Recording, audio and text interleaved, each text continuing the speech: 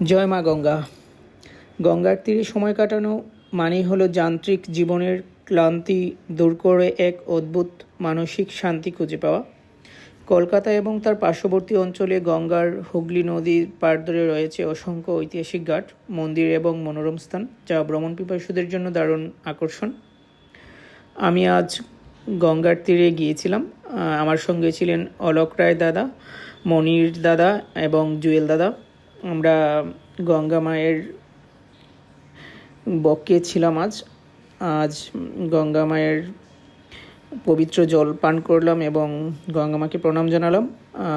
তারপর এখান থেকে আমরা কিছুটা সময় গঙ্গার তীরবর্তী স্থানে ঘুরে বেরিয়েছি।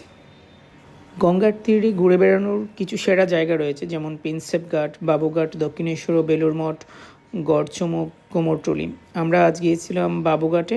প্রতিদিন সন্ধ্যায় এখানে গঙ্গা আরতি হয়, যা বানারসির ঘাটের আমেজ নিয়ে আসে। আমরা আজ বাবুঘাটের এই গঙ্গার তীরে কিছু সময় দাঁড়াই এবং গঙ্গার অপরূপ সৌন্দর্য উপভোগ করি। গঙ্গার তীরে সময় কাটানোর বিশেষ কিছু দিক, যেমন ধরেন শান্তির খোঁজে আপনি গঙ্গার পাড়ে বসে থাকতে পারেন। জলের কলতান শোনা এবং সূর্যাস্ত দেখা মনকে প্রশান্তি দেয়। আর এখানকার ঐতিহাসিক ঘাটসমূহের মধ্যে তো বাগবাজার ঘাট, বাবুঘাট, জগন্নাথ ঘাট, আর্মেনিয়াম ঘাট, আউটরাম ঘাট এবং প্রিন্সেপ ঘাট, প্রতিটি ঘাটেরই রয়েছে নিজস্ব ঐতিহাসিক গুরুত্ব ও সৌন্দর্য। আমরা আজ বাবুঘাটে কিছু সময় কাটালাম।